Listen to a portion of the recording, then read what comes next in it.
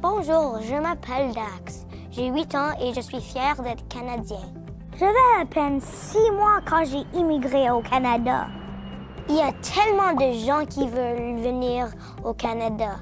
Saviez-vous qu'en 2017, presque 17 millions de personnes sont venues ici? Et ça a été plus facile parce que IRCC a fait des changements. Des changements pour aider des familles, pour faciliter l'entrée des touristes et des étudiants étrangers qui veulent venir à l'école ici. IRCC a créé de nouveaux outils web et c'est maintenant plus facile de faire des demandes en ligne. IRCC a même fait des changements pour aider les entreprises canadiennes. Et en plus, IRCC a beaucoup réduit certaines piles de demandes en retard. Et les demandes sont traitées plus vite. Le service à la clientèle, c'est drôlement plus efficace maintenant. Comme Dax l'a mentionné, la priorité du RCC est de rehausser la qualité du service. Nous travaillons sans relâche pour bonifier l'expérience de nos clients. Nous avons fait beaucoup de chemin, mais il reste du travail. N'hésitez pas à nous faire part de vos commentaires sur Facebook et Twitter.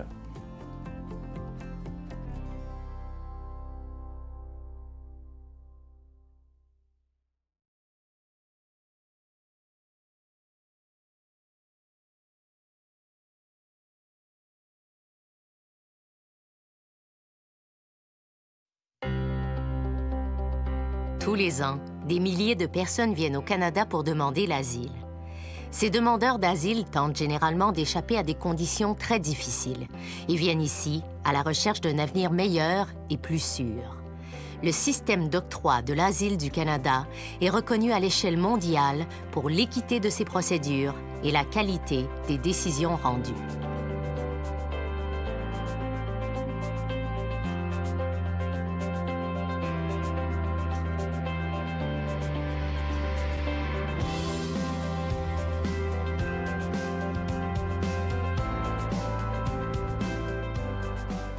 Pour que vous soyez admis en qualité de réfugié au Canada, il doit être établi que vous craignez, avec raison, d'être persécuté du fait de votre race, de votre religion, de votre nationalité, de votre appartenance à un groupe social ou de vos opinions politiques et que vous ne pouvez ou, du fait de cette crainte, ne voulez pas vous réclamer de la protection de votre pays d'origine. Vous pouvez par ailleurs être reconnu comme une personne à protéger s'il est établi que, en retournant dans votre pays d'origine, vous seriez exposé à une menace à votre vie, au risque de traitement ou peine cruelle et inusitée, ou au risque d'être soumis à la torture. S'il est établi que vous ne craignez pas avec raison d'être persécuté ou que vous n'êtes pas une personne à protéger, vous ne pourrez pas obtenir l'asile.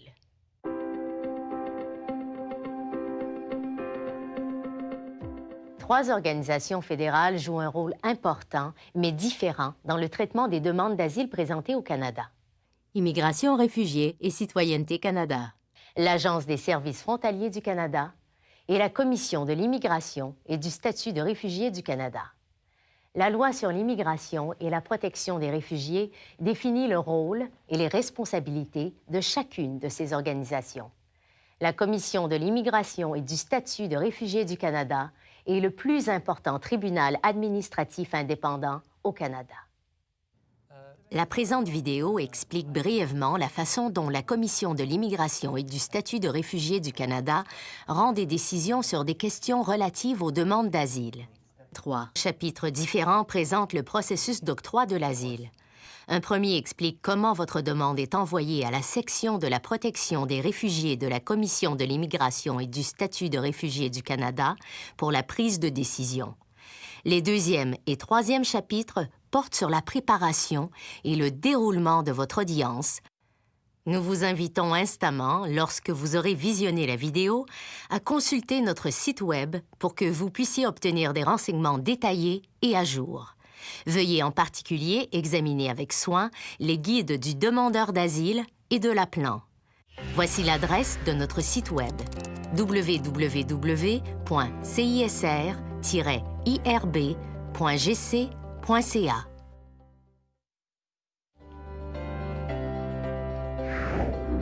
Le processus de demande d'asile débute lorsque vous exprimez l'intention de présenter une demande d'asile à votre arrivée au Canada. Votre demande d'asile peut être présentée à tout point d'entrée au Canada, à l'aéroport, au port maritime ou à la frontière entre le Canada et les États-Unis. Au point d'entrée, les demandes d'asile sont reçues par des agents de l'Agence des services frontaliers du Canada. Les demandes d'asile peuvent aussi être présentées au Canada à un bureau d'immigration, réfugiés et citoyenneté Canada ou de l'Agence des services frontaliers du Canada. Lorsque vous présentez votre demande d'asile, vous devez prendre part à une entrevue visant à déterminer la recevabilité de votre demande. Cette entrevue est dirigée par un agent d'immigration, réfugiés et citoyenneté Canada ou de l'Agence des services frontaliers du Canada. D'après vos réponses, l'agent établira si votre demande est recevable et peut être déférée à la Commission de l'immigration et du statut de réfugié du Canada. Si tel est le cas, l'agent vous remettra un avis de convocation avec la date de votre audience devant la section de la protection des réfugiés.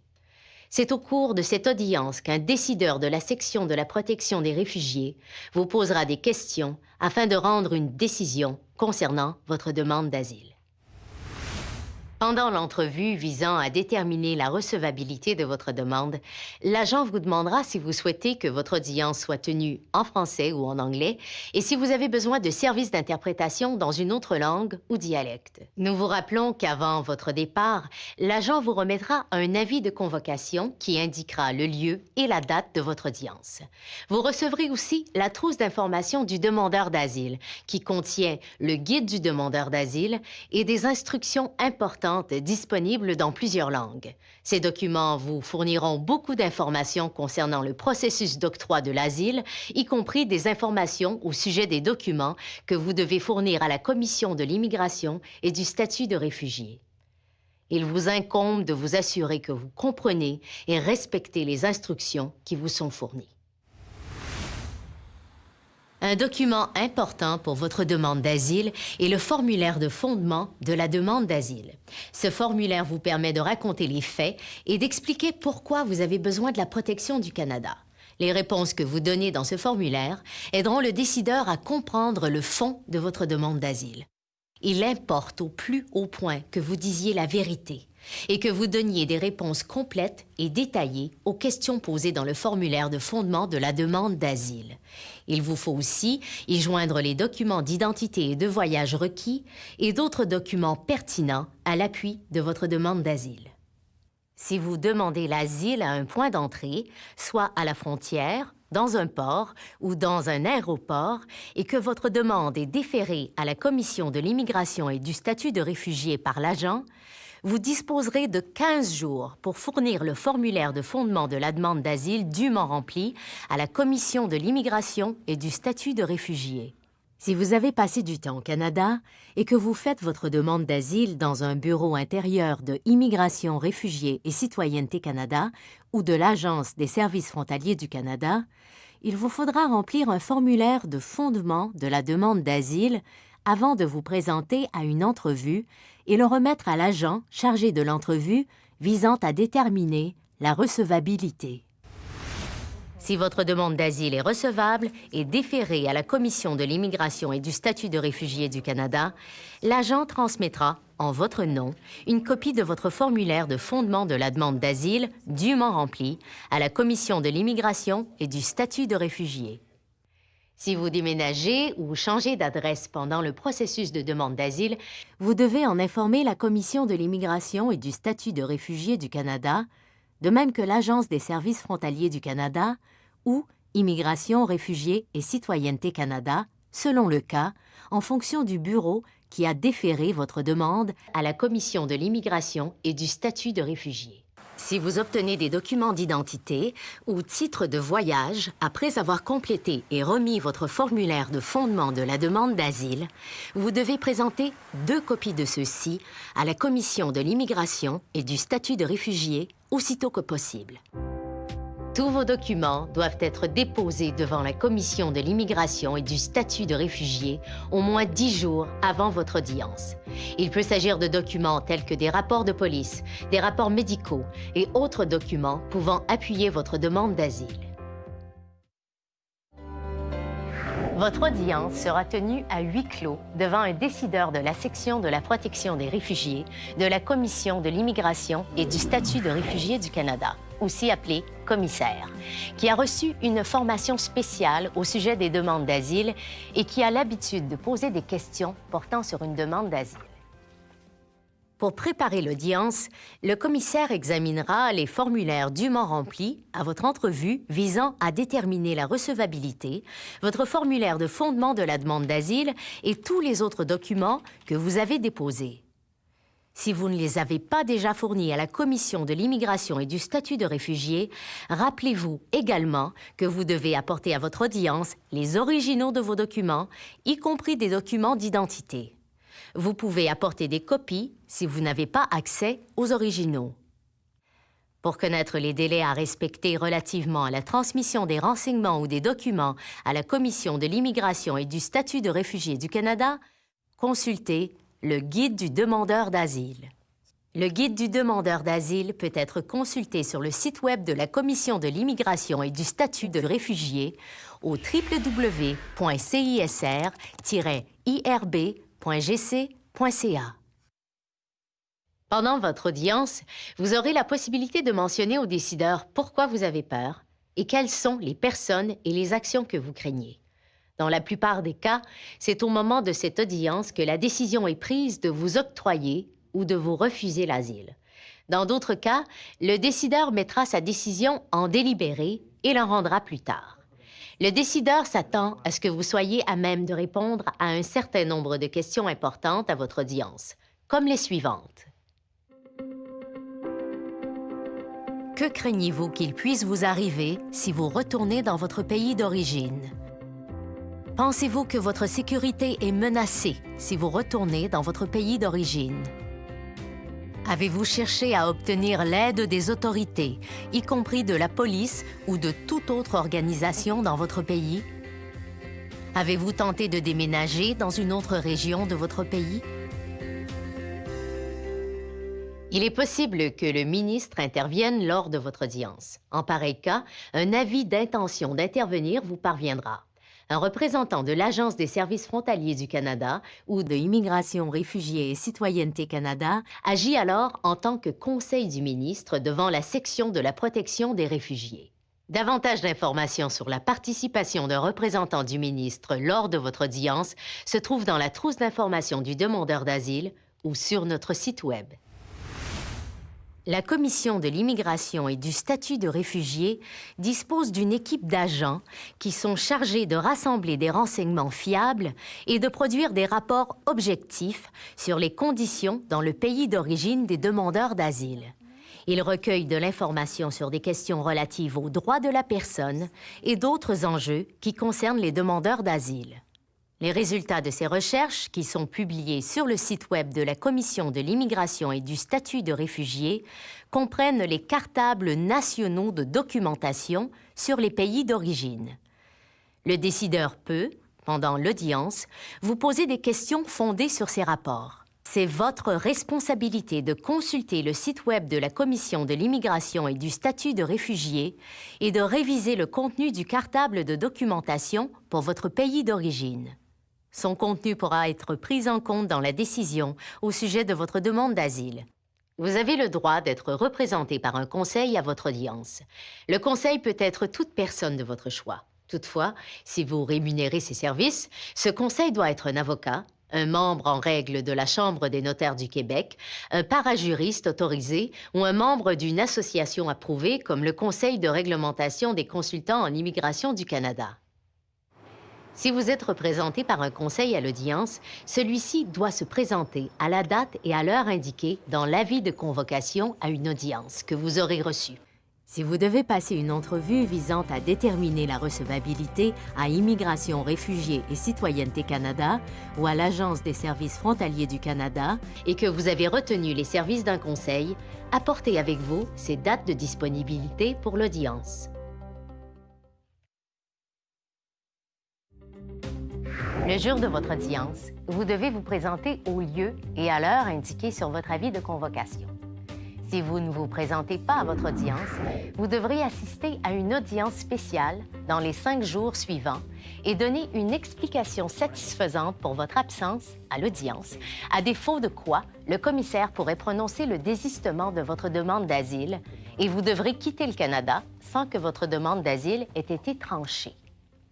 C'est la Commission de l'immigration et du statut de réfugié du Canada qui s'occupera de fournir un interprète pour une autre langue que le français ou l'anglais si vous en avez fait la demande.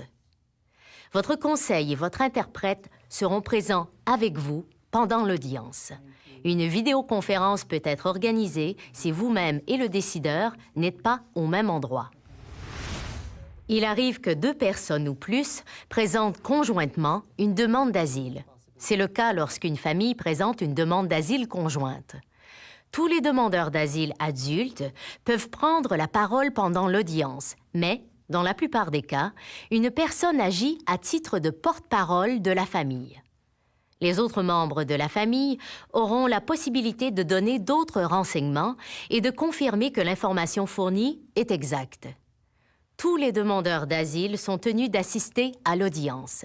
Les jeunes enfants doivent être identifiés, mais habituellement, ils sortent de la salle d'audience par la suite. Dans ces cas, il vous est demandé d'emmener un autre adulte qui s'occupera des enfants à l'extérieur de la salle d'audience.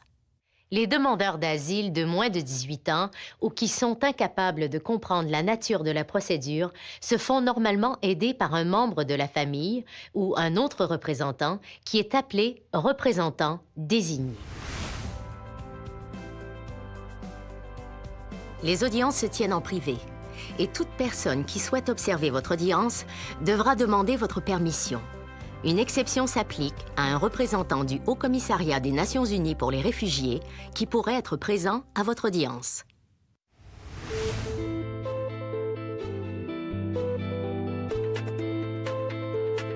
En entrant dans la salle d'audience, vous remarquerez que celle-ci est configurée de sorte à ce que le commissaire soit assis à l'avant.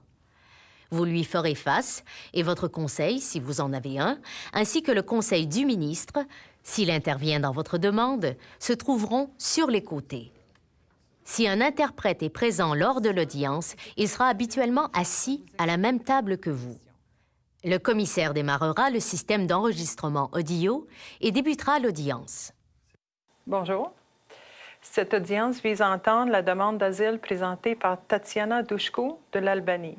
L'audience se déroule au bureau de Montréal de la CISR en ce 15 janvier 2013. Mon nom est Nathalie Tremblay et je prendrai la décision de votre demande.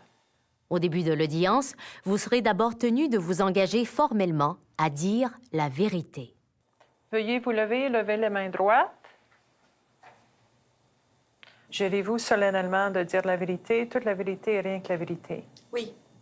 Très bien, veuillez vous asseoir. Le demandeur est représenté par M. Duprat. Le décideur expliquera alors la procédure à suivre. Je vais maintenant commencer par vous poser des questions au sujet de votre demande d'asile.